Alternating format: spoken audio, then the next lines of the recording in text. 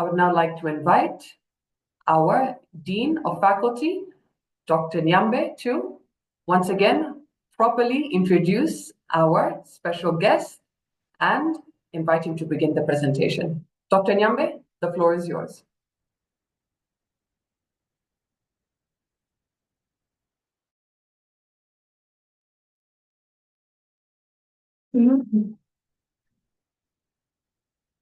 The Vice Chancellor, Professor Angele Sani, the Deputy Vice Chancellor Academics, Professor Jackson Lambert, the Deputy Vice Chancellor Research and Innovation, Professor Investment, the professorial team, all professors present, both local and international, senior academics, Lusaka Apex Medical University academic staff, postgraduate students at LAMO and abroad. Special consideration and mention to Prof. Nanette Smith, who is attending from Nelson Mandela University, and PhD students from NMU. May I simply say,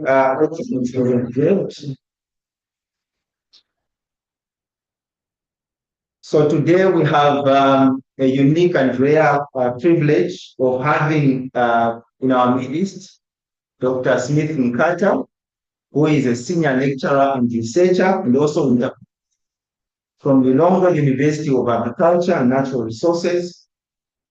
LAMO is currently hosting Dr. Nkata for purposes of streamlining and identifying academic and research collaborations between the Lusaka Apex Medical University and Rwanda University.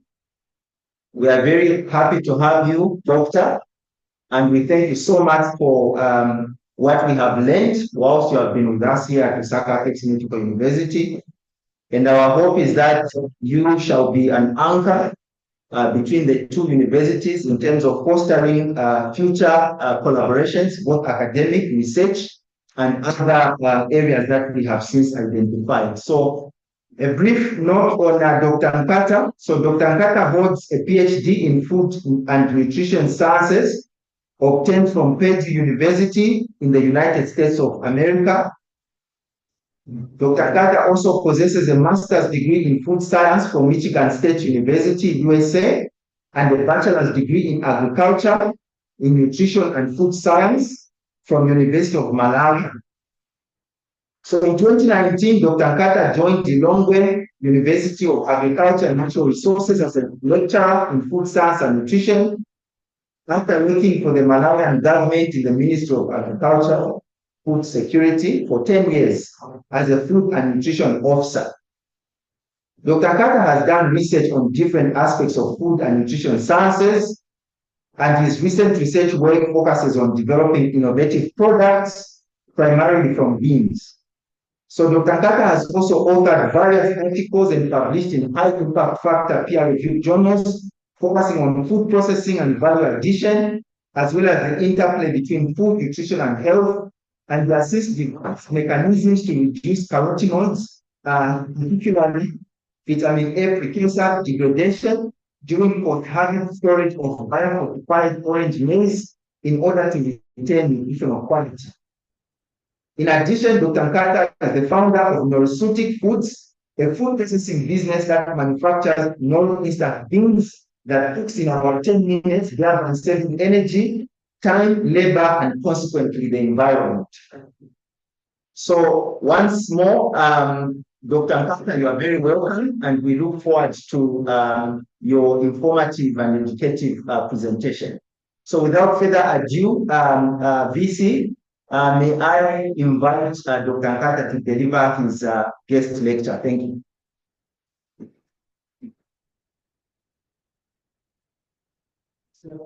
Okay. Thank you very much, Dean, for the introduction. Thank you so much, Professor Ndumisani, Professor Lambert, and Professor Mlenga for making it possible that I come to LAM and also learn a lot of things that you are doing, and in the process fostering the collaboration that we are looking forward to have. As from the introduction by the Dean, my name is Smith Carter, and I'll be presenting on product development. More specifically, because product development is a broad area, but I just want to give insights and also to share my experiences in the field of food science and food technology. So I hope everybody can hear me clearly. Yeah, so I'll just go through the outline, the presentation outline. So divide presentation into two main parts. The first one, we focus much on product development. And this one is going to focus much on food product development, where I'll be giving insights. What is the process? I'll try my best to run away from being too academic in trying to put up the content. So that one, I'll give the background, then I'll do why and when we do food product development, then the stages of food product development, and I'll give you the case study of my startup business, and also the case study of one of my graduate students, and one. And I'll also go through and touch a little bit on product commercialization and some of the mistakes that processors or scientists make. Then I'll go further to now we can now leverage on phytochemicals in food product development, especially targeting addressing some of the health problems that we have. Having an understanding that the institution is medical, I tried myself to make sure that I also include content that would be very relevant to the medical students, staff, and also everybody related to the university. So, part of my presentation, I just want everybody to understand that this product should have something that is trying to address. There are a number of times when you have, processors or people develop products, whether it's in the technology sector or in any other sector, they develop a product. But so we need themselves food product development. So, like for you to see the food that you see in different food markets, there are stages and there are series of stages that food goes through. So I put product development, it includes stages that a company goes through in order to make the product. And it's like a food plant which could be something that is existing. Sometimes we tend to create or to change some formulations, and that will also be product development. So it's not entirely something that you create. It could be something that you already on the market. You are wondering that something is not going well, or it's not meeting some expectations of the consumers, and then you sit down and you try to make some modification. So, in terms of food product development, just like any other thing, for the food product, that will be consumer friendly, that will make money out of it. There's a lot of things that you need to consider. And the most important thing that I have already here are knowledge of ingredients. In a product, there are a couple of things that goes into the food. So to understand what each ingredient is doing in the food product. I will give an example. When you look at the bread, the flour, a lot of people, they don't that flour is not only provide nutritional aspect in the bread, it also has some function. That's what if you replace wheat flour with another flour, that functionality is lost. So you need to understand all those aspects. Then the processing techniques, there are fermentation, extrusion, there are lots of processes that you need to understand. When we ferment a food, there are chemical changes that happen in that particular food that will have an impact on the final product that you're going to produce. And what's the product that is for, you have to store it. How do you decide which packaging material do you keep the product? So you also need an understanding of the packaging material. At this way, even in drugs. Then you also need to understand the regulation within the country that you are operating, the food laws. Is the food complying with the food law? The Malawi Bureau of Standards, like in the case of Malawi, and then the Zambian Bureau of Standards certification. The food to be on the market, it has to be certified. Is the food certified? It's not certified, then it's yet not a product because nobody is going to know about it. The consumer demand, it should be consumers are becoming more and more critical for our type of food they want to eat. You need to address their demand. So they are looking for 0.1. Which one of the times? But that is why which powers that when you see such a thing.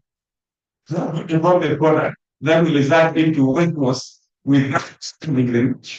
So some of the things that you need to understand whenever you are developing the new product. The new food product development is a complex process that requires a lot of knowledge that will also be interdisciplinary in nature. But I just want to take you through the why, how, what, and where in product development. Just to develop the food, you need to ask the question. So this slide that we depicted, the first one is why, and why. What you want to produce the product, why you want to produce the product, and what will the product be. And the second scenario is what to when and why. And the third is what, which, and where. In terms of food product development, which one will be the best order? Do you start with when you know the date when you want to produce the product, and then you say the why this is the level, and then you say why do you need the product? The first one, it's never do without the. So most likely going to develop the product with high chance of success on the market. I think that's the question that we need to understand. So take that file. So it's not. So you have a student at lab. He started the question, when, what, and what. So okay, I know the problem, but you know the problem. And he said, why? He said, okay, because my clients want to have maybe a better weight for height, weight, or maybe BMI, malnutrition in a sense. And then finally, I said, the hygienic soil pieces so that when somebody eats, he should be able to stop and then you lose energy. Do you think this product will be somebody started with the date of manufacturing the product? We just tell the people why. Then the second study is why, what, and where. So this student said, okay, we need to know the obesity in Zambia. I think we need to find a product that will address that problem. But then, what should the product name be? Okay, the thermogenic soy pieces. And when should we start processing? Maybe January 2025. That's 9. Then there's one. Say, okay, for me, I will start with the name of the product. We will know why the product should be processed. Then, which the product, I will justify one of the things. So, with the ideal. So to me, the most ideal is the person who has a strong why. Next. And in a product model, if your why is strong, the product will be successful. But if you have a nice, sexy name, but then your why is weak, then the product will not be successful.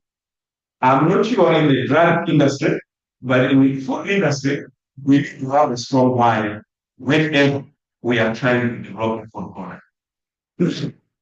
You actually understand why the consumers interested in any product. You a good product. There are so many good products on the shelf, maybe in Zambia, but most of them are not as marketed. Why? Because they didn't understand the consumers. So humans, they the food that has a good taste. And the field of nutrition, we think that nutrition, if the food is more nutritious, then it will sell easily. That's a fallacy. That's not true. People much interested in the taste of the food. But when you're looking at food product, make sure that the taste is perfect. Not the packaging. You can see the longer shelf life. The longer shelf life, oh, it stays long, it stays 3 years on the shelf.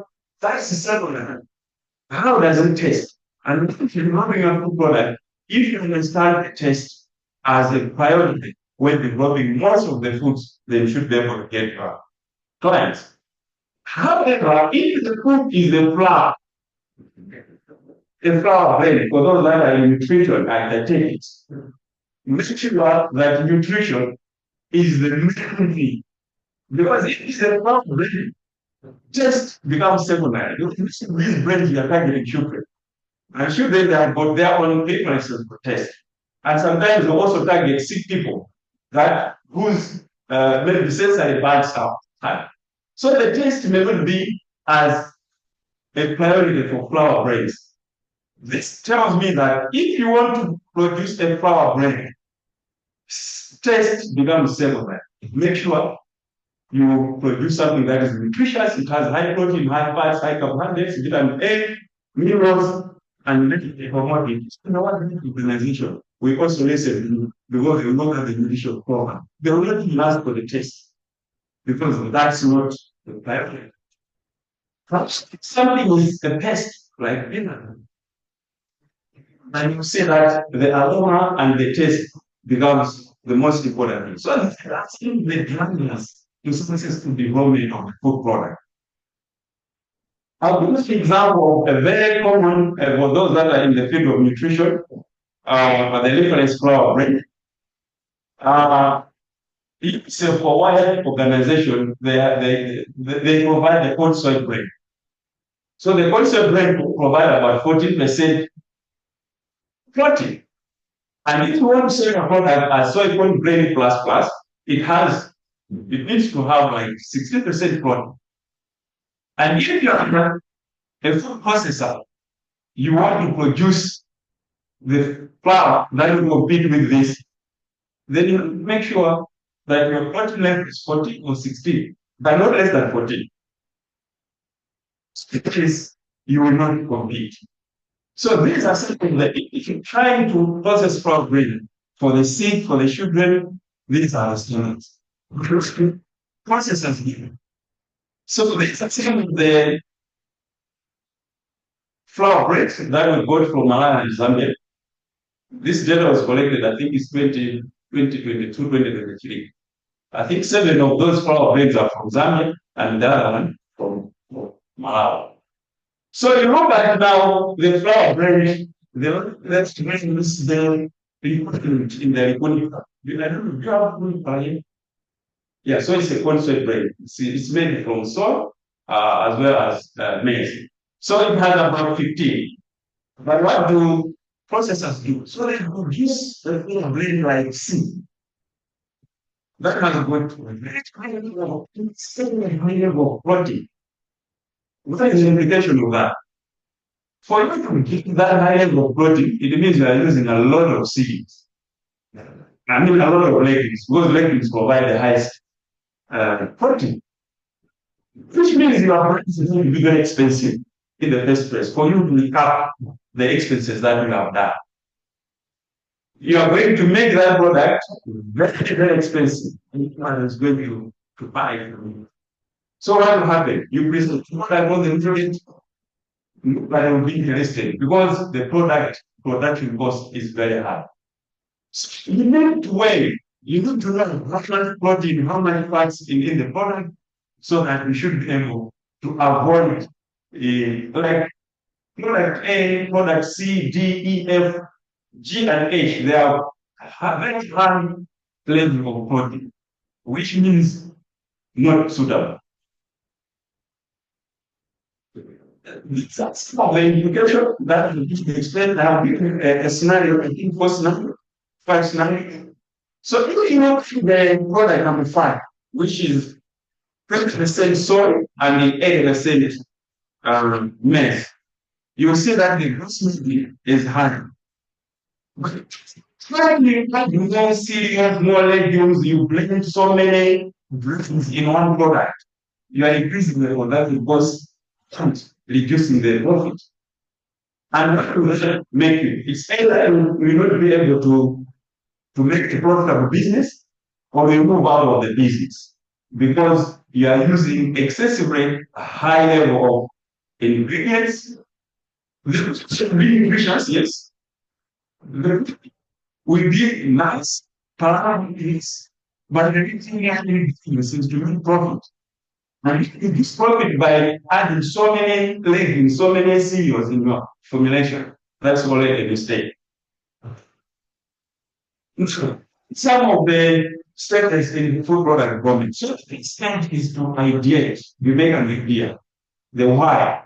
Why do you think, what is the problem that exists? And then there are so many ideas that you can come up. But finally, you need to split those ideas and then subject them to preliminary formulation. The preliminary formulation is where now you have an idea. Maybe you have 20 ideas. But finally, you cannot develop 20 products. You develop maybe very few products. Then you need people. In food product development, humans are machines. We use them because there is no better tester than a human. So we cannot use other equipment or other gadgets and use humans. So you need to have panelists that will test the product. And then you need to formulate that product, final formulation. And you take the product for trial, and then you fine tune based on feedbacks that you get from different people, and then you know the product as well as then commercialize. So, when generating an idea, there are three scenarios here. The scenario is that it's only to find getting egg dishes. The recovered egg white wants to develop a slow digesting cow because it has noted that there are of diabetes cases in the country. And the third one wants to reduce post-harvest losses of the fruits. That's and scenario. They are being a product that need to be themselves. But the first thing to ask is that who are the clients? If you develop a product, there is no product that is used universally, even for the flour and maize flour. It's not used by everyone because they are under 6-month children, they don't eat maize flour. They have their own diet. But now, targets. Which company has a clear population? Now, scenario X and Y, those two are very clear because you are looking at you will find issues. So develop will be able to do that. It's not digesting carbs. So they are simple. I with the last scenario because they said they just was harvest losses in fruits and vegetables. It sounds very good and it's very important, but more than again. Are you bringing farmers? Are farmers bringing customers? You find that the answer is no. So this calls for when you are getting an idea of a product, understand the client that you are targeting. Are they pregnant mothers? Are they lactating? Are they those that have maybe sugar, diabetes? So the products based on those understanding. And thereafter, we self developed the idea. You subject that idea. So the concept this thing based on corporate fee. I'll give an example that the medical school. I will be surprised if Lam was producing high sugar juices and saying, because I'll question that, definitely. Or they are producing jams. I will question that. Because the corporate pitch doesn't get this thing that is a high income. I will still question that. Class was ever produce nutraceuticals. It fits well in their product. They should be able to process nutrient-dense foods to solve the issue of malnutrition and also nutrient supplements and also pharmaceuticals. This is the key. So, trying to develop products, the current product fits into your message and into your university course. Okay, so the news is that there are very few products that will make it to the market. Because 10 out of 100 products, they will survive the initial screening. What that means is that once you ideate, you need to come up with very few products that will make. If every product that you think of, you want to take in the market, the level of failure will be very high. So we need to screen. And from that, the children that survive initial screening, they will not make it in the market. Only 1%. So in other words, this industry, the food industry that you see, they have so many business ideas, products, but most of them, they fail to reach the market because of different reasons. And if we want to develop a product that will sell, we have to subject those products into to those processes. So I'll give you a scenario when you said Barbara project, and we developed so many products, we screened them before. And these products, they have very good results for their formulation. So that's where making a bean flour, like for infant feeding, so it has high quality. They also created bean paste.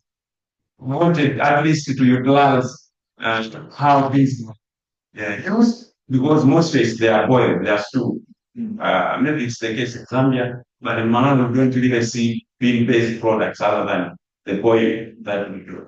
Then the Guinea dish cover, this is also a local product. I don't know if you have cover. Yes, so we wanted to make sure that the cover is full of protein, and then we wanted to furnish them with beans, and also we created dehydrated beans, and this was to save time, labor, and cost. All those products, which one has a strong mind? If you tell people that this is the product, which one? To increase protein? Say no, I don't need protein from blended flour, I can eat fish or meat. So that one, no matter how high the protein it has, people will not be interested. Then he said, bean paste. Yeah, it's no. They tell me boil your beans, this time we should be butter. Consume like the paste. That's all. But we have so many paste, peanut is better. How can the bean paste taste? Then the chocolate is the same, high protein, high white. But the question is, they say they have alternative. Now, you tell somebody, no, your electricity bill will significantly go down. You will not do things like 3, 4 hours, just with 10 minutes, and also your cost will go down. For me, the last one had the strong one. And this is the reason why we created the startup that I mentioned about.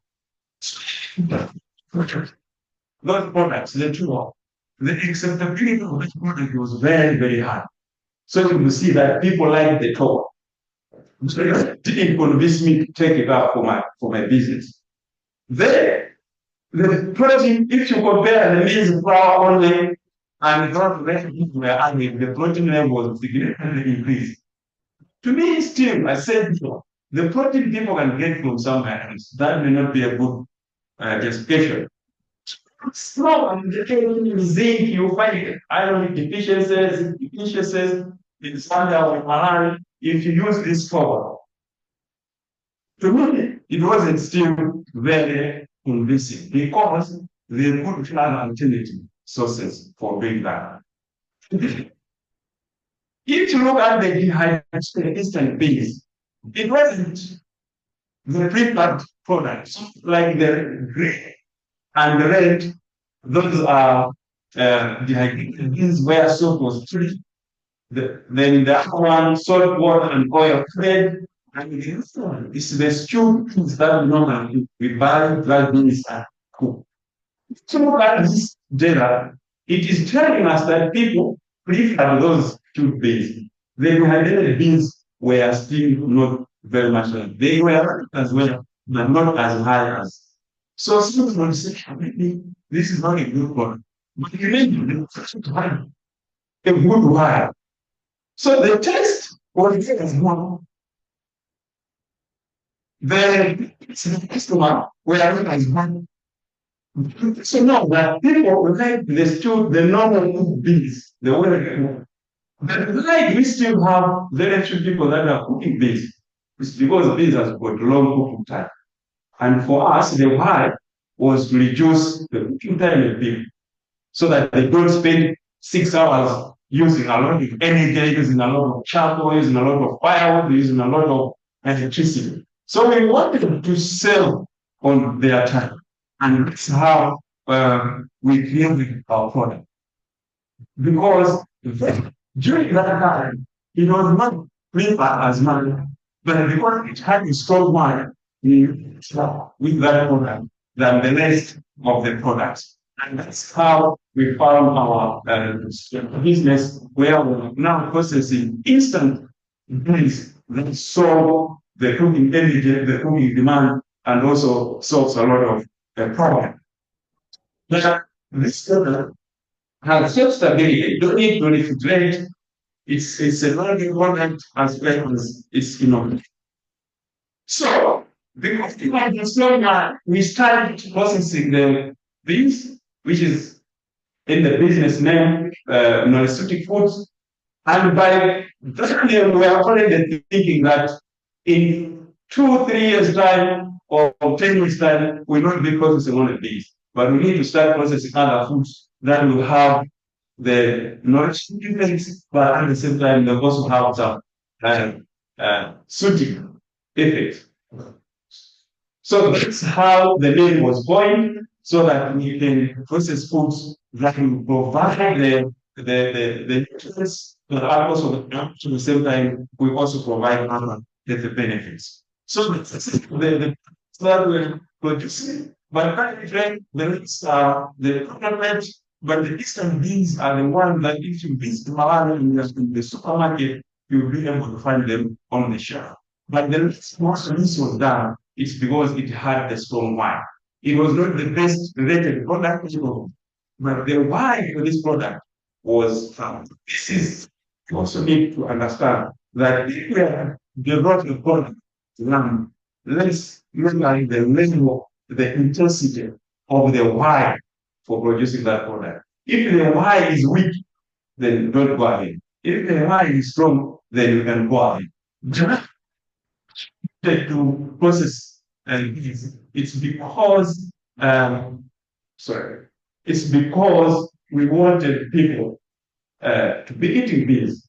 Beans is not eat. I don't know in Zambia if you eat beans frequently.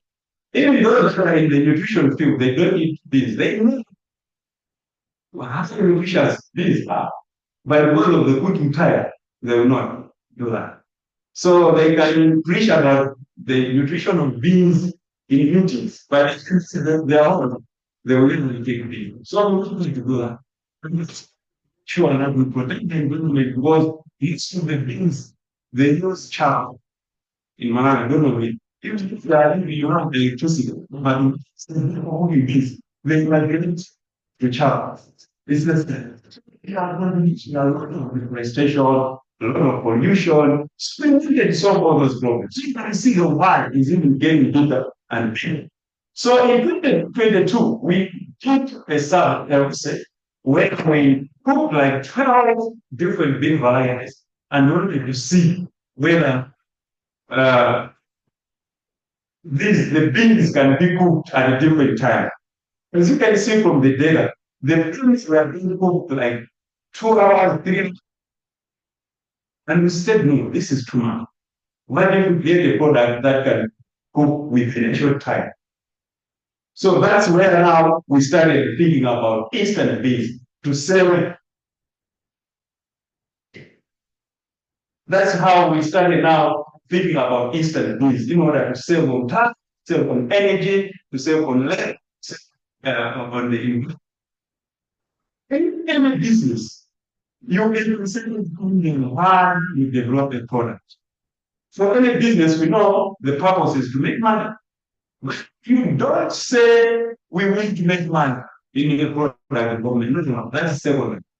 The fact is hidden within the business plan. But you find the customers as if we are doing service to them. No, we want to serve your energy. There is no time for you to wait for beans to cook 4 hours. Please, you can buy these beans and you cook for 5, maybe 15 minutes, 10 minutes. You will not use as much electricity. So the point is in more small. So each room have the same thing that I said, why? The why is to save energy. So we are saving the environment. We want to save people. Any product should solve the problem that people are facing. You don't say we won't make money. We know the business there for money, but you need to hide that. And what is it that you are going to save us with? We said we are going to give you instant beans. You cook 10 minutes, you save your energy. 74% of energy is saved when you transition. And who is going to deny this problem? I don't think so. And then, as I've said, we started in. So these are some of the techniques that we use. And we listen to also partnered with CIP. CIP is I think it's one of the CPR organizations. They promote oil and express people. So they said, no, our oil and express people, they really go back this way. So we want you to develop a product that will be stable and that could be used by a majority of people because, sweet potatoes are perishable. So we said, okay, what product do you want? We want you to give us the puree. So I said, the puree is good, but the problem is that it will need refrigeration. But we make a product that will not depend on refrigeration. So we decided to make a puree that should be dehydrated, and then we sell in powder form. The shapes that we did is good compared to what they were asking. So we market them in the understand. Still now we are developing the product. It's still starting because we haven't the shelf life, the data current once during storage and other stuff. So this is still making progress, and I'll just explain how do you use the knowledge of the wire to develop the products. So we made so many mistakes in the food product development. I thought maybe I should share with everyone because we are also planning to develop some products with colleagues in the nutrition in collaboration with our investor. So it's the food, nutrition, and also us at one collaborating on developing some nutraceuticals. And some of the problems that we make, the mistakes that we make, are releasing the product too soon. There was a time that I felt that our product, though it was very good, we released it too soon. Because we lost the patience because of the feedback that people were giving. So we released the product and we realized that some material that we show we are making our product spoil faster. And we realized that when the product is already on the shelf. And that was a big mistake. Which I think the next time we develop the product, madam, we will not make that mistake. And before optimizing the processing. So that the process beginning, we look from the one that we process more. Because processing, yes, we are not optimized, we are not controlled. They were not really controlled. So you see that the things to be small, 1 3 minutes, then the so they were not motivation. We are so small that we couldn't be able to make on a processing condition like in terms of the temperature, the cooking time, how long should we expose, the heat intensity, all the things we are not very understood. Then we are to procure quality materials. Sometimes if you are a small business, it's very hard to procure materials from distant places. Like Zambia is too good to find that some materials are processed maybe on the other end of Zambia. Processed in the other end, it's very, very difficult. And you end up having poor quality raw materials. And also sometimes you don't have a good distribution channel. So the two mistakes are very serious mistakes in food product development. Releasing the product too soon because you're so excited or your friends or your other friends, they gave you good comments and then you think, oh, the product's ready, and you take it to the market, you find 3 4 days down, the products have gone bad, even before the customer has used it. So that leads me to the second part of my presentation.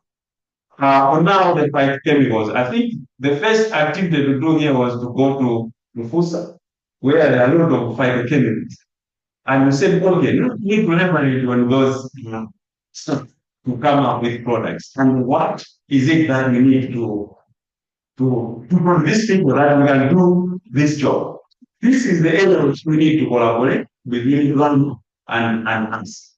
More than maybe on any other area, because I see potential in this area.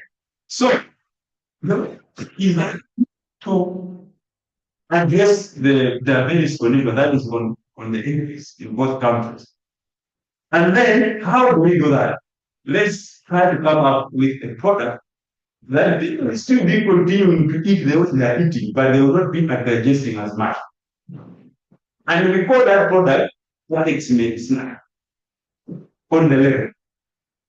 Right? This is just for presentation. It doesn't make the accompany. Now, we should put the nutritional calculations we are going to derive through research and experimentation to make the food thy medicine according to the great man. So how should we go about that? So if you look at how diabetes is managed currently, is that they use drugs, right? Do you have the drugs that you administer? Yeah, so they use drugs. Then they do injection, insulin injection. This because they're fancy, but they have so many problems. And the problems are listed. They are side effects, they are expensive, they will need to wait. The injection of insulin is not easy. And there is a problem with compliance. And in the nutrition thing, we recommend diets. We have looked at this and some of the diets that we recommend to the very people, just as any other bad news that exists. And then the other, which I really want the team, that we need to do something before the end of 2025, we need to put the product forward, is to come up that we slow down and still continue to eat sugar. But the absorption of sugar should be reduced. So these are some of the things. It's not a way. I think we discussed this with my colleagues in the Department of Nutrition, where we did a survey in 6 hospitals that they knew that they are providing to their patients, and realize that those menus are not even with carbohydrates. They are not even suitable to address any diabetic complications. In other words, they are even worse than maybe leaving those patients eat whatever they want to eat. But this is a scenario that we find ourselves in. And this menus provide with too much calories. If you provide one carbohydrates, fats, and protein into calories, we realize that there are a lot of calories in there. And yet, the main reason why we need to manage diabetes is to slow down the spiking of sugar postprandial, so that the sugar does not go very high. But with this kind of menus, we are screwed. We are making things worse. And how much of the should come from carbohydrates, how much should come from protein, and how much should come from fats. The station is a 50 for carbohydrates, 20 protein, and 24 fats. There are variation in terms of regions. They tend to do that. If you have 6 ranges for Malawi, they are very, very, very bad. Of them is even closer to 50, 20, 20. And as I'm speaking here, these are described to patients in the hospitals. And when we see that the diabetic conditions are not changing, we are surprised and we blame the patient. And yet our prescriptions are not really true. So we did some like with colleagues when we are looking at we can inhibit and make some do some work on how we can inhibit enterocyte digestion. So in the enterocytes these are cells in the epithelium of the lumen where the absorption takes place. So we need to clean away once somebody eats, then we should slow the digestion of those carbohydrates. And we are going to use that using different phytochemicals, even the sugar. The easiest thing that I advise people is that once you take your high carbohydrate food, drink a highly concentrated tea, right? The tea without sugar. So after every meal, take tea. Because of tea, there are polyphenols that will slow down the digestion of the sugar. In the process, you will not digest as much. If we still have problems because we have bloating, flatulence, those are secondary things. You want to control our diabetes. So I think there are a lot of things that the common man or the traditional people there, they thought they don't mind. We can use those ones for this purpose. So how do we go about this? As I said, we need to find a way to slow down the digestion of starch in the enterocyte, in the lumen, because that's where absorption is done. So what do we do? We can use the phytochemicals. We can foods that contains these phytochemicals. It could be a snack. It could be maybe incorporated flour that we are going to develop foods from. So we can use it is that these phytochemicals have been proven beyond doubt that they inhibit one, starch digestion, but also they inhibit glucose transporters. So glucose migrate from the stomach and from the bloodstream. It has to be transported using the glucose transporters. And these phytochemicals inhibit those guys so that they cannot move around to go from the side of the flesh border membrane to the other side of the flesh border membrane. So what are we going to target? So target the starch digesting enzymes. the amylase, because there are a lot of polyphenols that tend to slow down these enzymes. We are going to also target the isomaltase, which is also a starch hydrolyzing enzyme. We're also going to target glucose transporter, which is also a key for glucose. Once glucose is produced from starch, this carries the glucose one in the bloodstream, and then there is a slide of sugar in the bloodstream. So just to give you a background, how these polyphenols can work and reduce the starch digestibility. This was the study. So in the study, what they did, they used bread and the polyphenols. So these are berries that have high levels of polyphenols. So they were co-digestion, meaning that they eat the berries, at the same time they eat the bread. And then there was potassium. So they put the polyphenols in bread, maybe during baking. And you could see that there is a very big inhibition in terms of starch speed. So that if somebody eats this bread, most of the starch is going to be defecated out.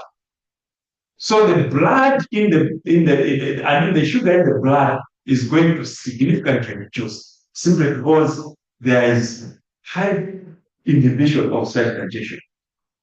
Our apex made snack to do exactly this. And then we claim that this is for diabetic patients, diabetic people, or people that are trying to lose weight. Because what will happen if you don't digest sugar as much, you are actually going to lose weight. If you do this for 6 months, you could lose maybe 5 kg to 10 kg of your weight. Because you are not as efficient in digesting the product as you should be. So, again, we also tried to do a simple study on if we can use beta-carotene to slow down the digestion. Because beta-carotene is also a phytochemical that is converted by our enzymes in the stomach into retinol. And retinol is the vitamin A that we call retinol. So in plants, you don't get vitamin A. As we develop vitamin A, but we get beta-carotene that the body can convert into retinol, into vitamin A. So we realized that the beta-carotene that digested this, there was not really significant difference between where we added the beta-carotene and where we did not do. So we suspect that beta-carotene is not as effective in inhibiting digestion as other chemicals. In the same study, on all the uses which has got in heart, beta-carotene, and what remains, which have beta-carotene zero, beta-carotene, we saw that there was significant difference. However, this is nothing less to antibiotic to beta-carotene because in the mens there are so many confounding factors. But we need to use this approach. So, what we're saying is that in every food product development, we need to respond to the need. And there are so many needs in medical field nowadays, addressing diabetes. I'm so much in love with diabetes because for me, diabetes is a nutritional problem. It's not the medical problem. Once we fail at the nutritional level, it's when now we tend to go for the drugs. And then we need to find a way to inhibit the digestion of this. We expect away that in developing countries, most of our diet rich in carbohydrates. They're carbohydrate based because carbohydrates is cheap. So let's people enjoy the food that they eat, but we should find a mechanism they should not be able to digest that food. It's as simple as that. So you can look at the combination of pharmacy and nutrition in the same country. So the product, then you should be, then we are in the reform. Then we are in the reform. We need to know that because on the nutritional side, the nutrition side, and also on your leveraging on your farmer pharmaceutical knowledge, I think we should be able to do that. So it's to recommend that will be reducing the calories. We don't need to get as much calories from carbohydrates because we know that these are the guys that are causing so many problems. And also, the refusa will always appear because that's where we know that our phytochemicals are going to come from. So, reaching this far, I end my presentation. Thank you so much for listening.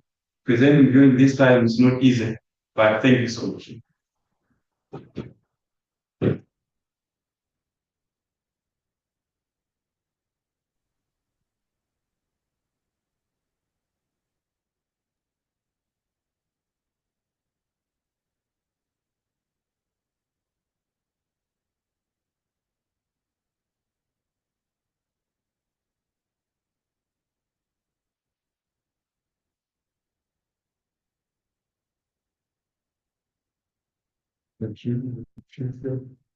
Can't hear you, madam.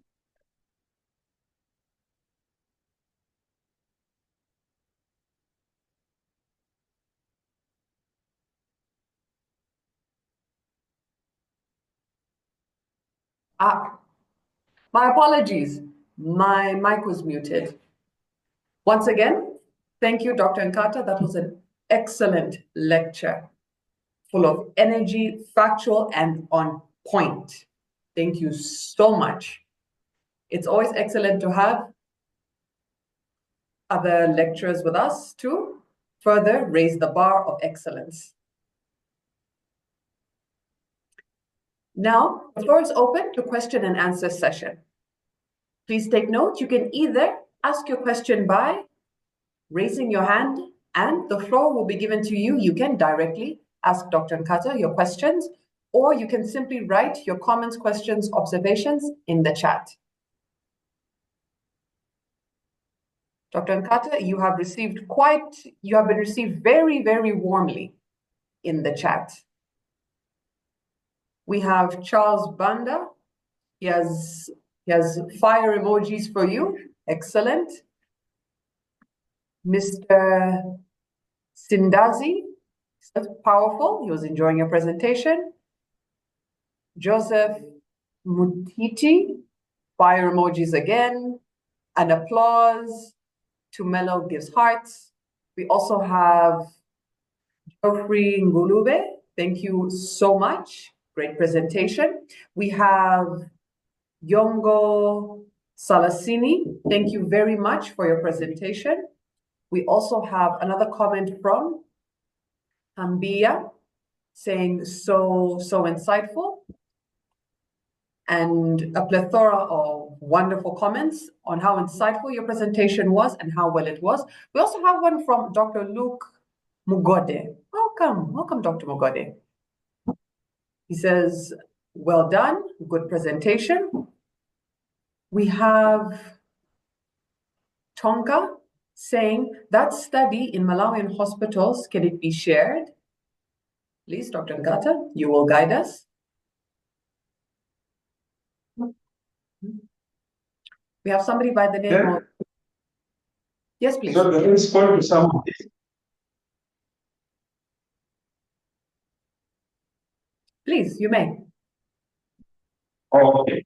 Yeah, so the study in Malawian hospitals, it's published, it's available online, and I also shared with the paper with my colleagues in the pharmacy, nutrition, and dietetics department. So we can also share that.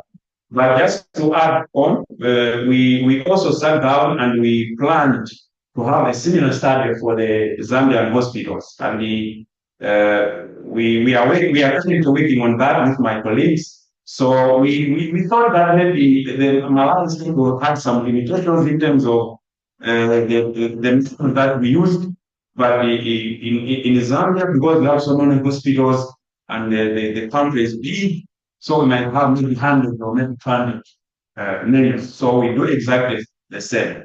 So when you see that the department in pharmacy, nutrition, and dietetics is fighting with the hospitals, just know that the paper has been published. and possibly have indicated that their menus are not as good as they think they are. So we are going to do that. But the one that published in Malawi is available. It's on the it can be downloaded. Yeah, I think that's something that I wanted. The rest are comments. I think that I could address.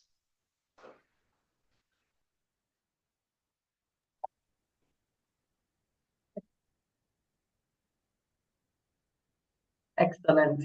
Thank you. We still have more.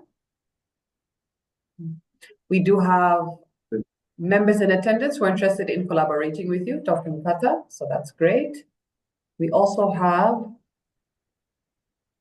a comment from Farrell Banda. Insightful presentation.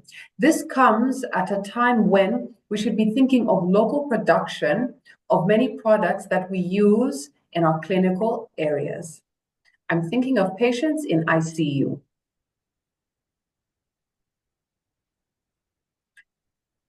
Yeah, maybe just to comment on the it may not be in the ICU, but we are also planning to use the sweet potato puree and maybe enrich it with some legumes so that we can optimize the nutrient content with colleagues in the Department of the Pharmacy, Nutrition, and Dietetics. So I think that one will also be the product that will be possibly the first to be released before we release the nutrition. The phytochemical start inhibiting products. This one is the easiest of them. So we are going to use that. But it could be used for enteral feeding, not necessarily not the adenoids that goes away in the acid. It can work. So maybe that's the area that we're going to. So we need to formalize or finalize on the nutrients that we want to provide. As we are saying that the why should be strong. What is it that we want to do? What are the most likely nutrient deficiencies that people in the ICU train face? Once we identify that with the colleagues in the hospital, we should be able to come up with a product that will respond to that, and then make our why even more strong.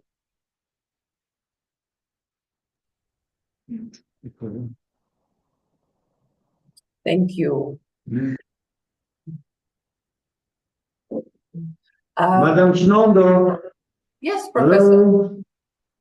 Yes, please, I'm going to see a patient at UTH, so let me just chip in. Dr. Nkata, this is very good. And our dean, Dr. Nyambe, very, very good, and the head of nutrition here. I'm very excited with this presentation. This is like Apex dream is about to become true.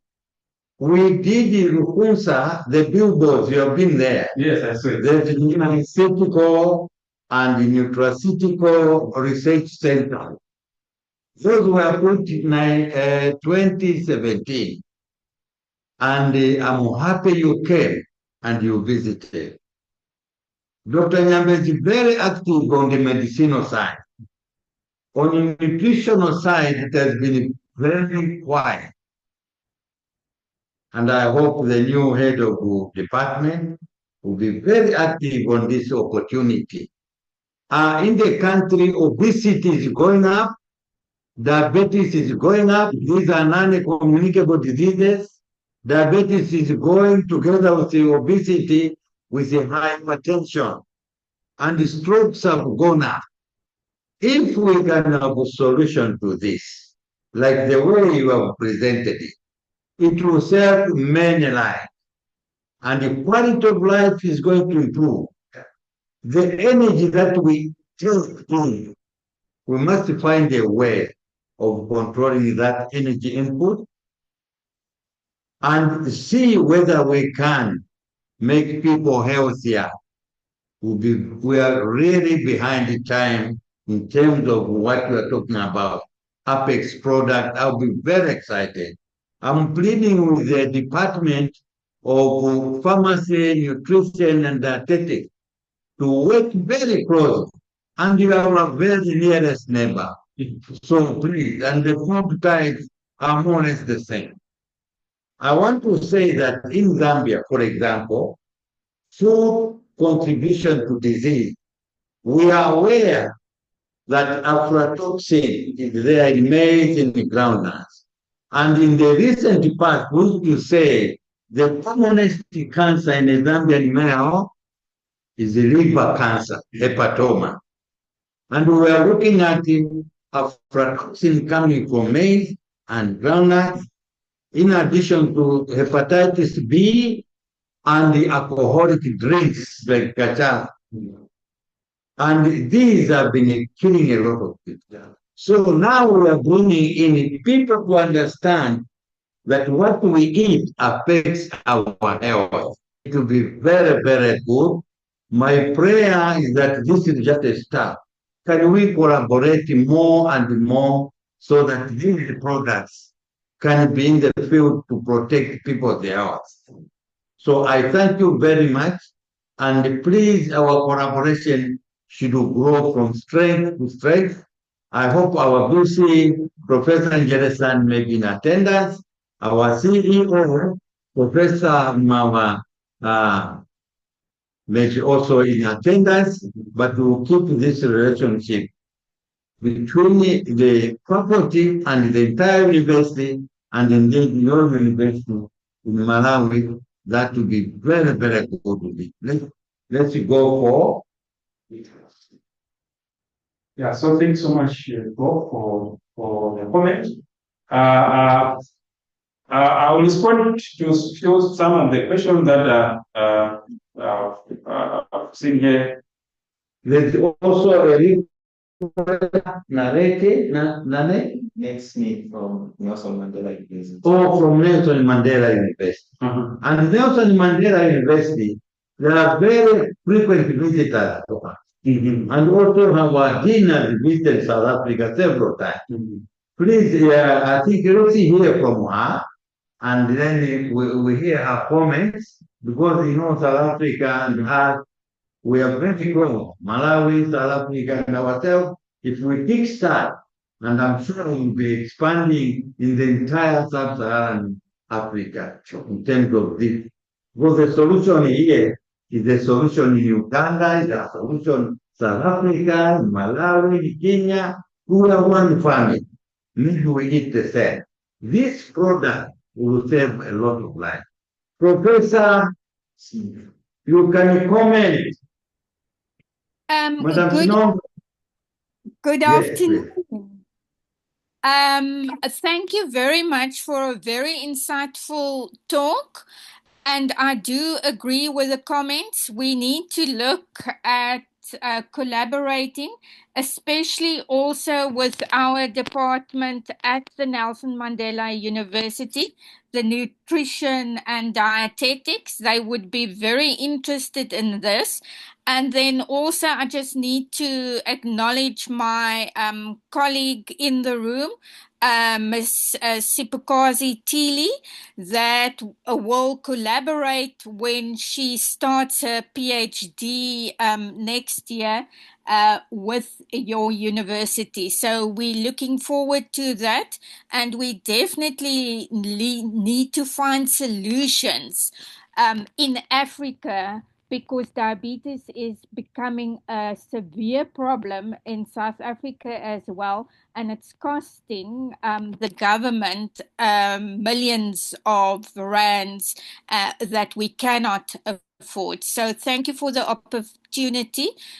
We really appreciate it, and we are looking forward to working with you. Thank you.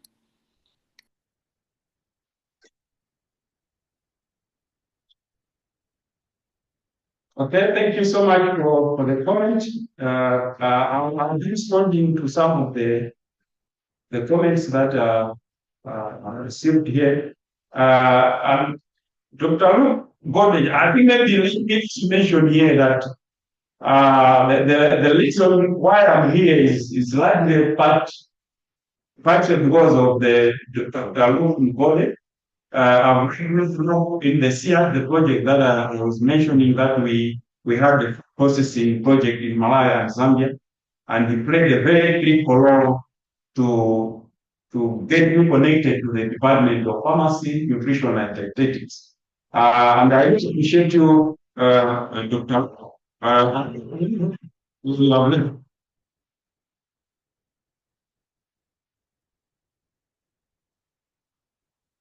Yeah, Postplay has left.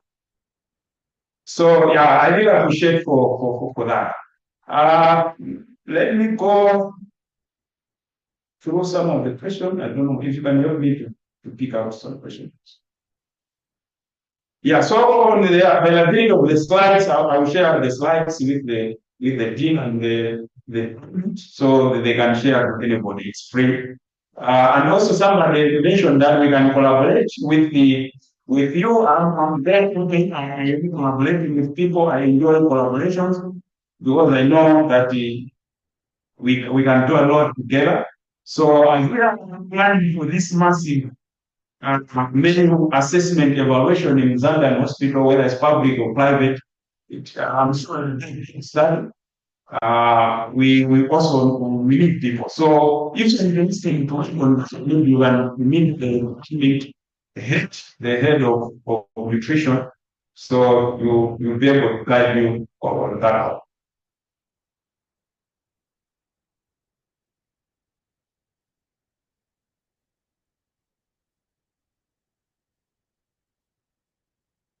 On the food safety day of presentation, I actually that regulatory and food safety measures to be taken into account in food development. However, I do not hear more of how food safety day and risk assessment are conducted in food product development. Okay, so maybe to answer your question is that in any country, there are rules that need to be followed. In a case like in Malawi, for any food that has to be introduced on the market, there is a test that was established, and states, once you comply to those standards, the assumption is that you are reducing the risk that be because of maybe poor hygiene or sanitation in the processing industry. How we can go to look at maybe the toxicological parameters of all those foods that are processed or maybe that are on the shelf. In my presentation, I didn't really address all those ones, but in terms of complying with the existing standards, those ones I must, and I'm sure I'll work with the food processors in Zambia. They also complain about the Zambian view of standard that they escape their products and throw those things away. That is a regular procedure that is trying to address and also protect the customers from unhealthy foods.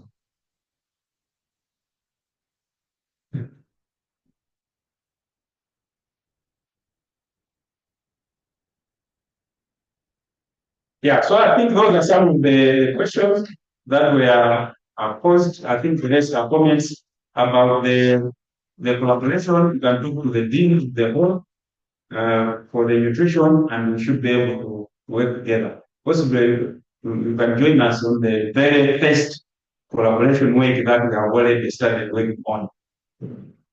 Yeah, so unless there are other questions, I've exhausted most of these questions here. Yeah.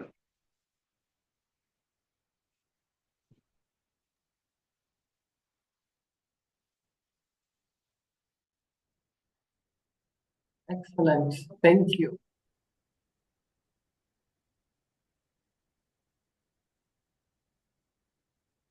I would now like to invite our Dean Faculty, Pharmacy, Nutrition, and Dietetics to the podium.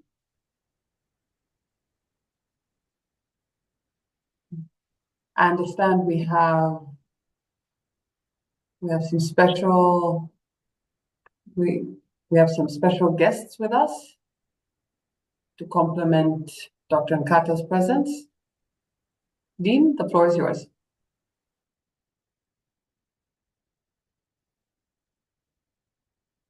All right, thank you so much. Dr. Nkata, thank you for such a brilliant and powerful, I think the word is powerful, Thank you for that powerful presentation. It was very insightful, and we really look forward to working together with you and with Rwanda University.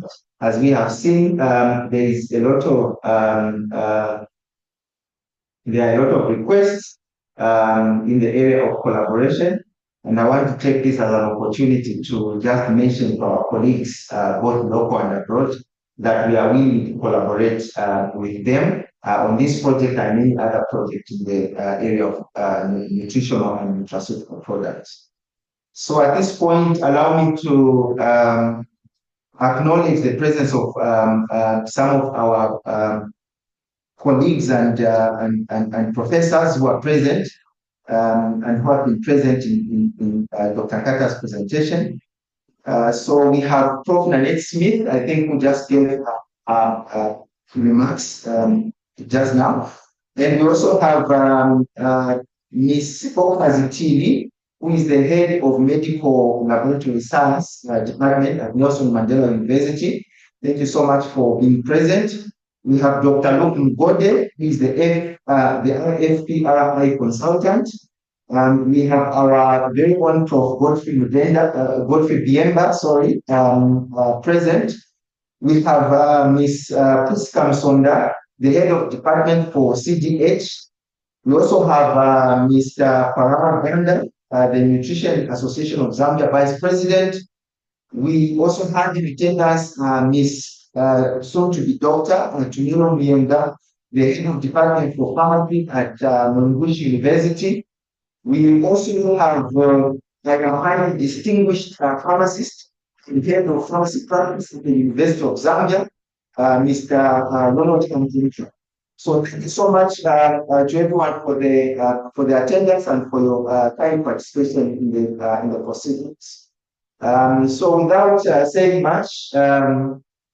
Nkata is leaving tomorrow, but our hope is that this is just the beginning of many more collaborations and visits between the two institutions. I think let's give him another round of applause just for that. And as the faculty and also the Department of Nutrition and Dietetics, we wish to extend our gratitude and also to offer you a small gift as you go back to Malawi.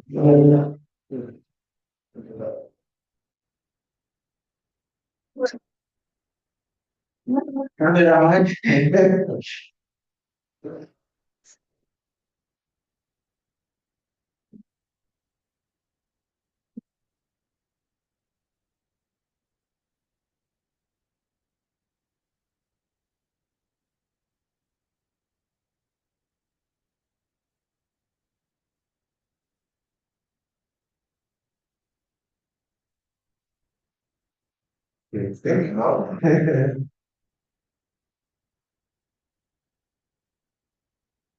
That's right. All right, so we'd like to say thank you so much and God bless.